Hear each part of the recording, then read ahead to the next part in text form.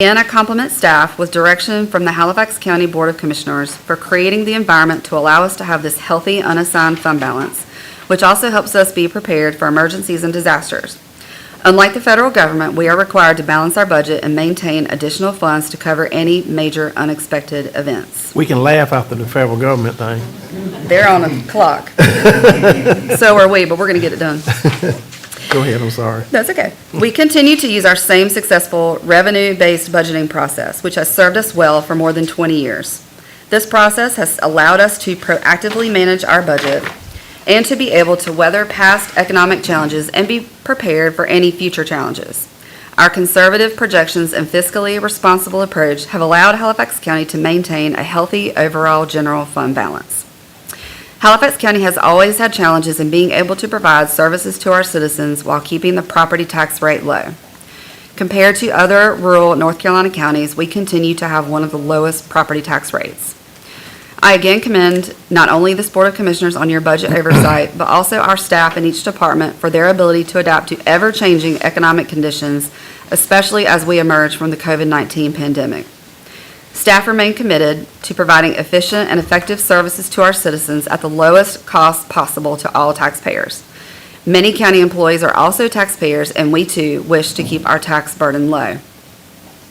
We have experienced growth in our major revenue streams. Even with gas prices and inflation remaining high, I'm happy to report that our sales tax revenues have remained strong, even increasing by 9% from last year, which is trending along with the current inflation rate. Based on the economic challenges we continue to face, I'm impressed that we're able to maintain a good collection rate at an impressive 97.5%. With our conservative projections and healthy fund balance, I'm confident we will have the ability to absorb any potential shortfalls in the budget should the economy take a severe downturn. Despite Halifax County's Tier 1 designation, we maintain a strong budget.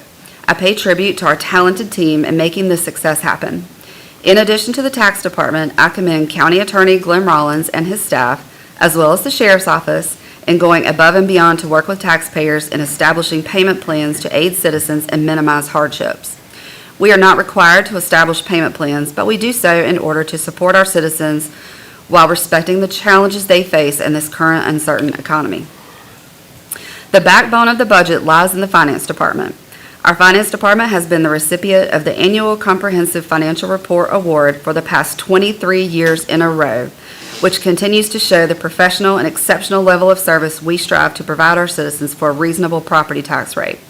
Our citizens are fortunate to have such dedicated county staff whose commitment is proven on a daily basis.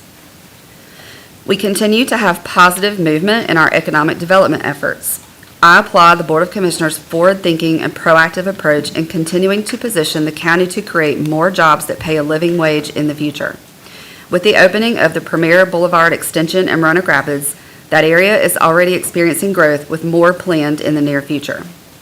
Along with support from our Economic Development Commission, Executive Director Kathy Scott, and the Commissioner's proactive approach, we are poised to have additional growth in our local economy. Based on our sound approach to budgets each year, the county's financial situation is stable and in line with the requirements dictated by the North Carolina Local Government Commission. I'm proud that we have had stable budgets in place for the last 20 years. This budget allocates $3,856,950 from our fund balance to fund the next fiscal year's approved capital for county departments. An additional $1,504,700 of fund balance will cover the costs of additional one-time employee and capital expenses, funding to Halifax Community College to assist with ADA compliance, and funding to various nonprofits in support of community needs. Despite the use of fund balance, as mentioned earlier, our audited total fund balance as of June 30, 2022 of 64.79% is still well above the North Carolina Local Government Commission's suggested 8% level. One positive impact of the pandemic is that Halifax County received $9,713,856 provided by the American Rescue Plan Act Coronavirus State and Local Fiscal Recovery Funds. With this funding, $7,213,856 supplanted personnel expenses, thereby freeing up that amount in the general fund and setting aside $2.5 million to address broadband accessibility, a top priority of this Board of Commissioners. As a result of freeing up those funds, the Commissioners approved moving approximately $5.9 million to the Capital Reserve Fund to address major capital needs. The majority of these funds will address water and sewer infrastructure upgrades, as well as other projects to enhance recreational opportunities in the county, renovate dilapidated meeting space, and upgrade an old facility to function as a county vehicle and bus maintenance garage to service fleets from all 3 local school systems. These once-in-a-generation monies will truly move the needle for the benefit of all in Halifax County. As required by the state of North Carolina, all counties with multiple graded school districts are required to support each district equally as to local current expense funding based on each district's average daily membership. Counties must also provide funding for school capital needs. This year's budget provides additional capital funding for our public schools and community college totaling $780,000. The specific funding amounts are broken down as follows. And these are equal amounts for Halifax Community College, Halifax County Schools, Roanoke Rapids Graded School District, and Weldon City Schools, all receiving $195,000 each. This additional funding resulted from sales tax revenues collected and distributed to the county based on General Statute 105-524, also known as Article 44. This current allocation is the result of collections over the past year. Each fiscal year, the Halifax County Board of Commissioners determines how to appropriate these Article 44 funds, which are limited to economic development, public education, or community college purposes. Historically, the funds have been directed toward education. Halifax County provides both current expense and capital funds to each of the graded school districts. Thanks to the North Carolina General Assembly, Halifax County now has an additional tool to address school capital needs. The Needs-Based Public School Capital Fund provides grants to counties to partner with school systems to address major capital needs. County staff worked with both Halifax County Schools and Weldon City Schools to submit successful applications to build a new pre-K through 8th grade school for Halifax County Schools and a grade 6 through 12 school for Weldon City Schools. We look forward to the continued progress on both projects. Halifax County will provide a 5% match for each project. All 3 graded school systems will receive funding based on the supplemental school property tax rate within their respective districts. The following tax rates are anticipated for each of the school systems. Halifax County Schools is a 10% tax rate. Roanoke Rapids Graded School District will be a 21.5-cent tax rate, and Weldon City Schools will have a 20-cent tax rate. Because we distribute local sales and use taxes by the ad valorem method, all 3 districts will be receiving a portion of sales tax revenues. Halifax County has many capital needs. This budget will continue to address our pressing capital needs by funding, among other things, debt service payments for infield and Borden School, Manning Elementary School, and the Social Services Building. Important features of the budget proposal for Halifax County for fiscal year 2023-2024 are as follows. This budget continues county services at efficient and effective levels. This budget does not include a property tax increase. This budget is based on an estimated property tax base of $3,668,421,053 and a tax collection rate of 97.5%. The tax rate of 76 cents per $100 value will be adequate to support the fiscal year 2023-2024 budget. The county provides local funding to each graded school district based on average daily membership allotments that are provided by the North Carolina Department of Public Instruction, and the amount allocated will increase from $780.60 per pupil to $792.54 per pupil. To maintain a healthy workforce, this budget continues to provide a competitive benefits package which includes 100% paid premiums for health coverage for each full-time employee who participates in the county's wellness program. With increasing health costs, this budget had to absorb a 17% premium increase to maintain employee health coverage. County staff intend to explore options to improve health benefits coverage in the coming year. This budget maintains our longevity pay program, which is a vital employee retention tool to reward our long-term full-time employees. This budget provides an 8% market adjustment, also known as a cost of living adjustment, for full-time employees, as well as a bonus for all full-time and regular part-time employees. This budget funds our Pay for Performance Evaluation Plan, a vital employee retention tool. Employees will receive a floating holiday this fiscal year. This budget continues our hiring freeze, previous staff reductions, and travel restrictions, which will remain in effect throughout this budget year. This budget includes funds to support both economic development and contingency operations. This budget continues to require employees to use county vehicles when available for travel. This policy amounts to a savings of over 60% in travel costs versus paying mileage for use of personal vehicles. This budget funds needed capital outlay for county departments. This budget provides funding to our nonprofit community partners in the amount of $43,500. Historically, we have been faced with making difficult budgeting decisions in Halifax County, juggling a balance of needs and requests with available funds and forecasted revenues. The past few years of the budget planning process and implementation have been especially challenging in being able to complete projects. Even today, there are delays and long waits to receive vehicles, equipment, and occasionally even basic items due to supply chain issues and shortages. This proposed budget shows the county's commitment to providing excellent services to its citizens. However, it only addresses items over which we, the county, have full control. There will always be the potential for changes from both the federal and state government as we adjust to the new normal as a result of the COVID-19 pandemic. Staff and I will continue to work diligently with the North Carolina Association of County Commissioners, the North Carolina City and County Management Association, and the National Association of Counties in communicating our concerns to both our state and federal legislators to ensure they are fully educated and aware of the potential implications of their decisions at the local level in Halifax County.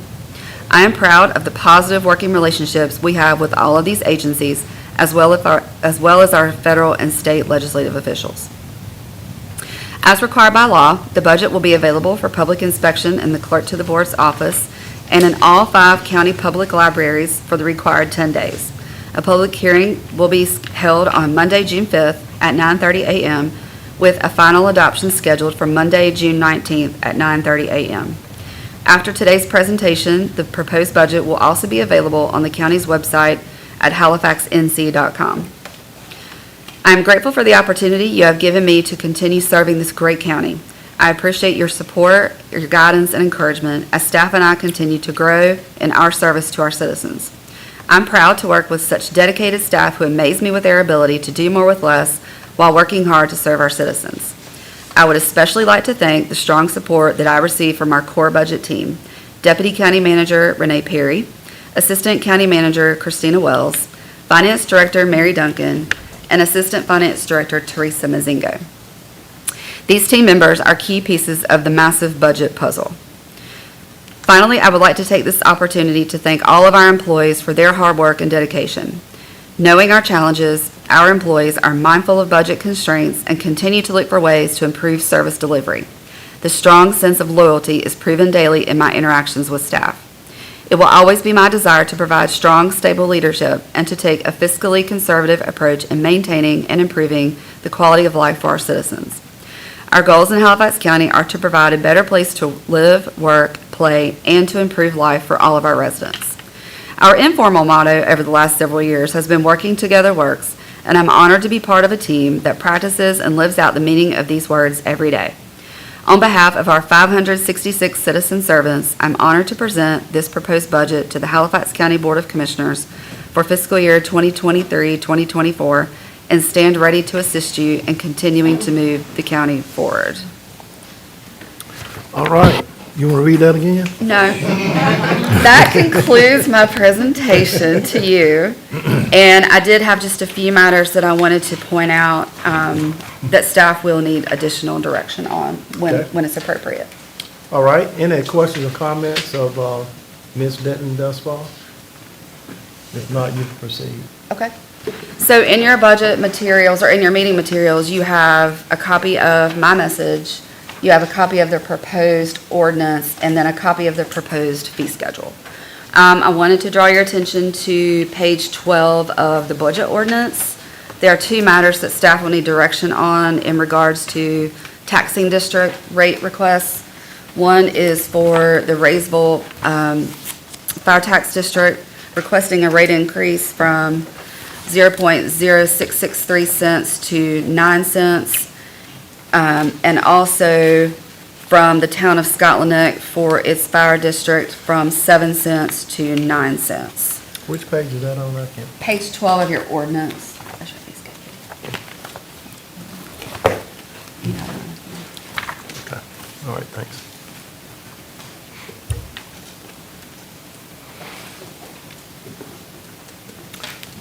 Okay, in regards to the county manager's recommendation, what is your pleasure in regard, let's take one at a time. What is your pleasure in regards to Reesville Fire District?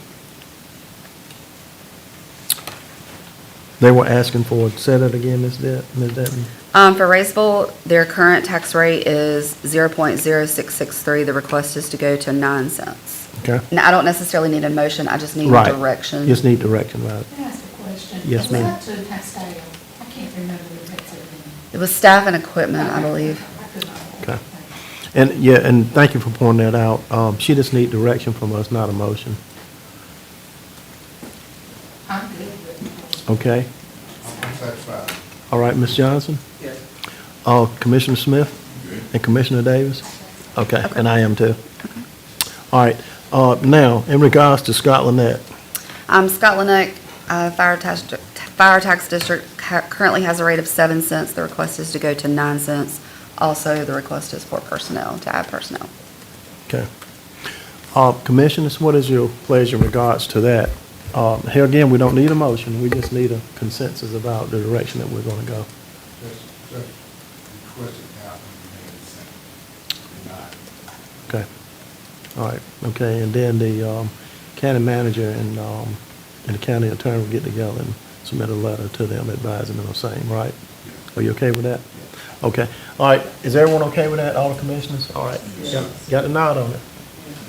Okay. All right. All right, do you need anything else? I do not, unless you have questions for me. I would like for you to read it again.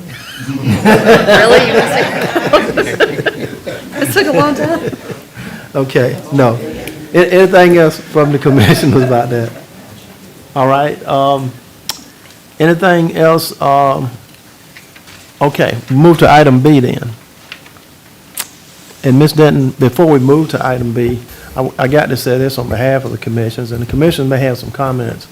But, you know, I know how hard you all have worked since September of last year, and it was brought to our retreat in December.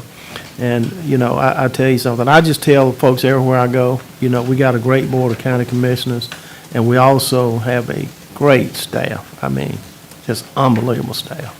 And, you know, the ones who appear before us, like all these folks in this room, and the ones who don't. We see our illustrious Director of Social Service, Felisa Exum, out there. She does a tremendous job with a very complicated job, y'all. I'm telling you, that's a complicated job. But she does very well with it. And thank you so much for being here this morning. Appreciate all you and your staff do too. And we'll continue to do that. But anyway, Ms. Denton, thank you so much for all that you do and your staff as well. And the best county attorney in North Carolina, Glenn Rollins, thank you. I totally forgot that this next item was on me. Kathy prepared it. Hold on for a second. Sir. Before you go to it. Okay. Anyone else want to make any comments before we move to the next item? Okay? I've spoken for them all. On you, Attorney Sorry, I was Rollins. just trying to catch up on what this was. Yes, sir. I'm good. Kathy and I have been working, mostly Kathy, working with respect to the JBB packaging project over in Weldon, working on getting in a situation where we could release our deed of trust on JBB's property.